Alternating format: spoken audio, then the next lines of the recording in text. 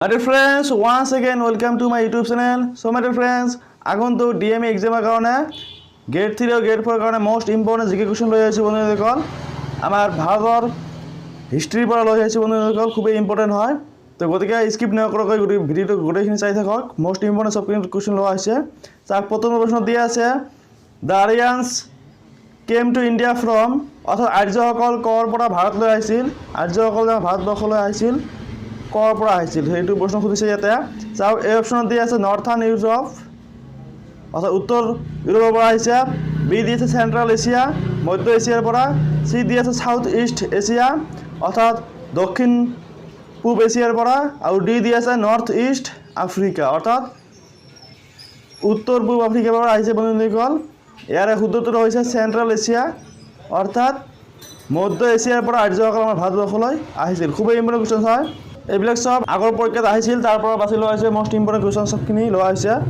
তো আপোনালোকে ভিডিওটো একেবাৰে শেষলৈকে চাই থাকক টু দিয়া আছে Tripitakas are the secret books of which of the following religions অৰ্থাৎ ত্ৰিপিটক তলত উল্লেখ কৰা কোন ধৰ্মৰ পবিত্ৰ পুথি অৰ্থাৎ ত্ৰিপিটক কোনটো ধৰ্মৰ পবিত্ৰ ধৰ্মপুথি অপশন এ দিয়া আছে জৈন বি দিয়া আছে বুদ্ধিজম বুদ্ধ ধৰ্ম সি দিয়া আছে হিন্দুইজম অৰ্থাৎ হিন্দু ধৰ্ম আৰ ডি দিয়া আছে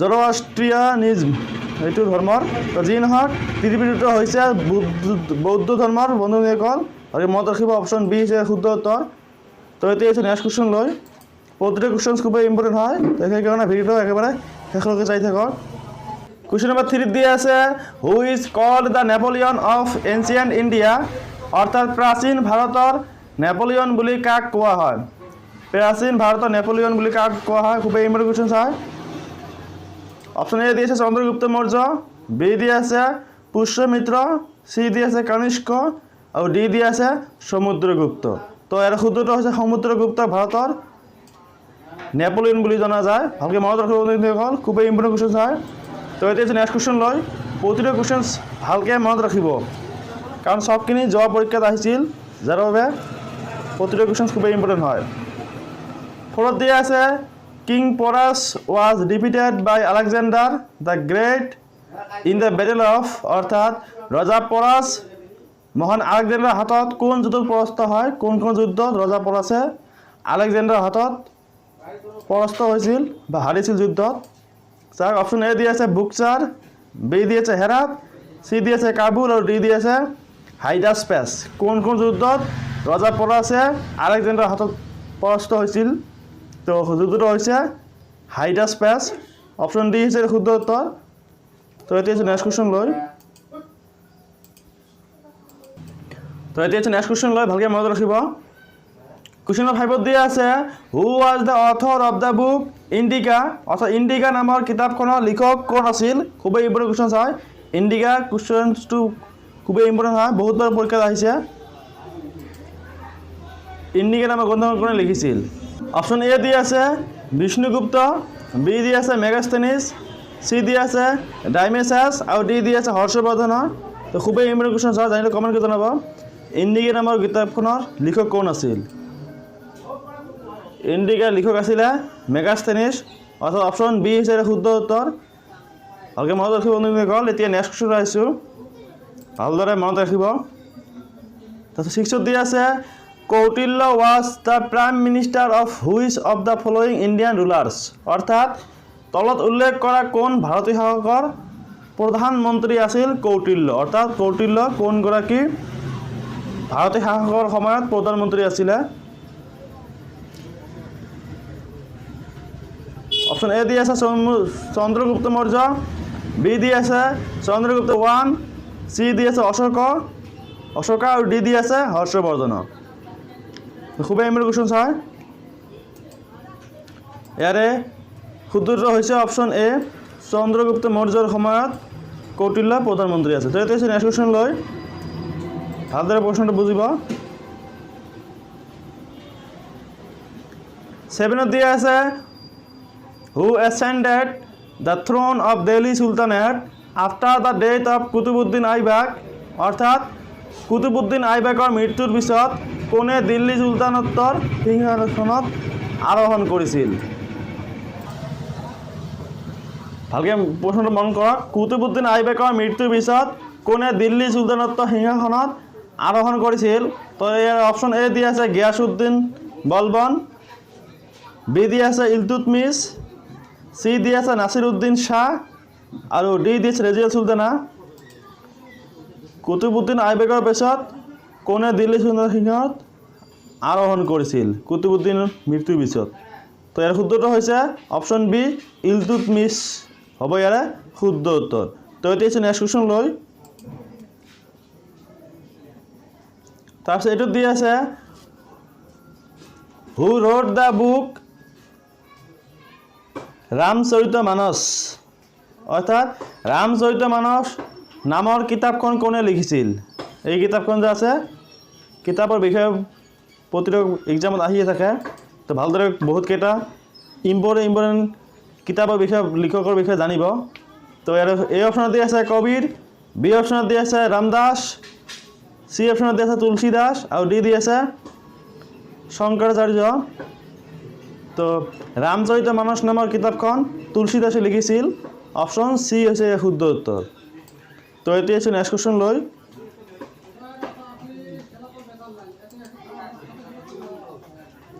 নাইনত দি আছে which Mughal empire founded his own religion? Din-i Ilahi, অৰ্থাৎ কোনজন মোগল সম্ৰাটে নিজৰ ধৰ্ম দিনী ইলাহী প্ৰতিষ্ঠা কৰিছিল? কোনজন মোগল সম্ৰাটে দিনী ইলাহী প্ৰতিষ্ঠা কৰিছিল? অপশ্যন এ দি আছে হুমায়ুন, বি দি আছে আকবৰ, চি দি আছে জাহাংগীৰ আৰু ডি দি আছে ঔৰংজেব। দিনী ইলাহী কোনজন সম্ৰাটে প্ৰতিষ্ঠা কৰিছিল? জানিলে কমেণ্ট কৰি জনাব। খুবেই ইম্পৰ্টেণ্ট কুৱেশ্যন হয় এইটো, সব পৰীক্ষাত আহিছিল এইবিলাক। তো ইয়াৰ শুদ্ধটো হৈছে অপশ্যন বি হৈছে শুদ্ধ উত্তৰ। দিনী ইলাহীটো আকবৰে প্ৰতিষ্ঠা কৰিছিল। তো এইটো হৈছে নেক্সট কুৱেশ্যন লৈ। 10ত দি আছে the quit India movement was launched in the year, অৰ্থাৎ ভাৰত ত্যাগ আন্দোলন চনত আৰম্ভ হৈছিল। অৰ্থাৎ কোন চনত ভাৰত ত্যাগ আন্দোলন আৰম্ভ হৈছিল? খুবেই ইম্পৰ্টেণ্ট কুৱেশ্যন হয়। ভাৰত ত্যাগ আন্দোলন কেতিয়া হৈছিলে? 1924, 1934, 1947 আৰু ডি দি আছে 1942।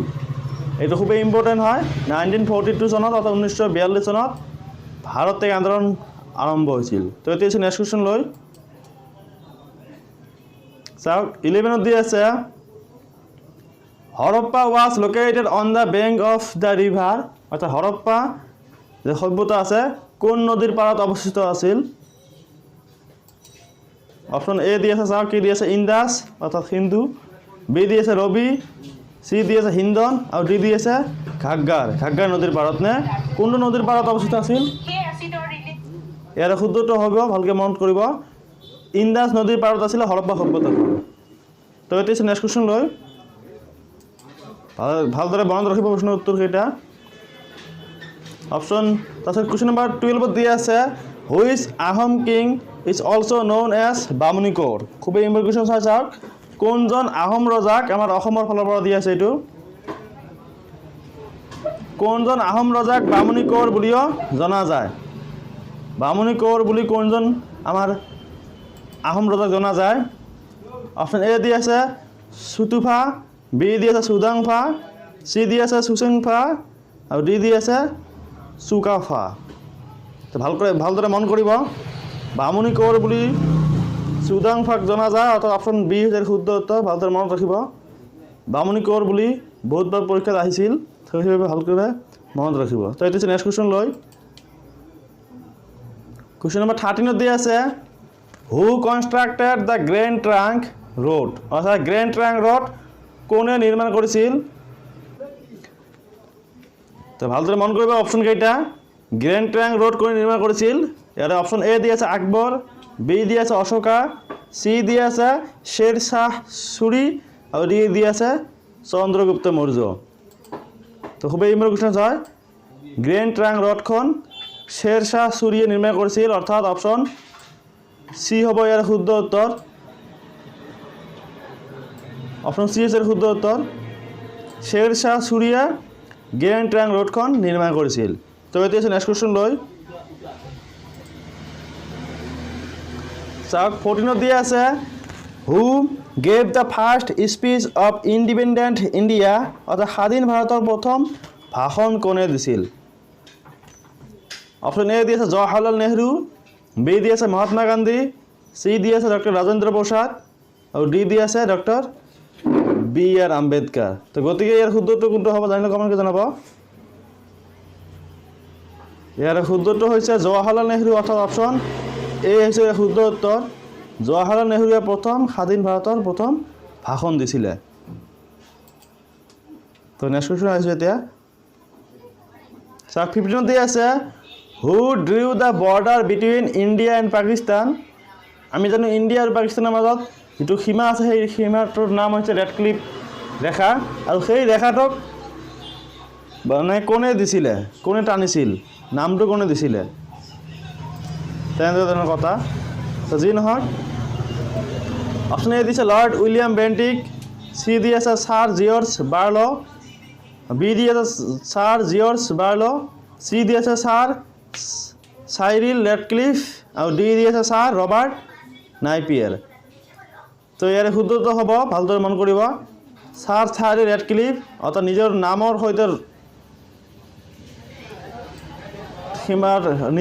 সৈতে সীমাটোৰ নাম ৰাখিছে ৰেডক্লিফ ৰেখা আমাৰ ভাৰত আৰু পাকিস্তানৰ মাজত যিটো সীমা আছে সেইটো ছাৰ চাইৰিল ৰেডক্লিফে নামাকৰণ কৰিছিল বা টানিছিল তো বন্ধুসকল আজিৰ ভিডিঅ' এইখিনি আছিল খুব ইম্পৰ্টেণ্ট চবখিনি আলোচনা কৰি ভালদৰে পঢ়া শুনা কৰি থাকক আগন্তুক DME এক্সামৰ কাৰণে গ্ৰেড 3 গ্ৰেড 4 কাৰণে দুটাই খুবেই ইম্পৰ্টেণ্ট হয় তো গতিকে আজিৰ ভিডিঅ' এইখিনি আছিল বন্ধুসকল যদি ভাল লাগে অৱশ্যই লাইক কৰি বনাব পাৰিব কেনে লাগিছে বন্ধু বান্ধৱীক শ্বেয়াৰ কৰি দিব থ্যাংক ইউ ফৰ ৱাচিং দ্য ভিডিঅ'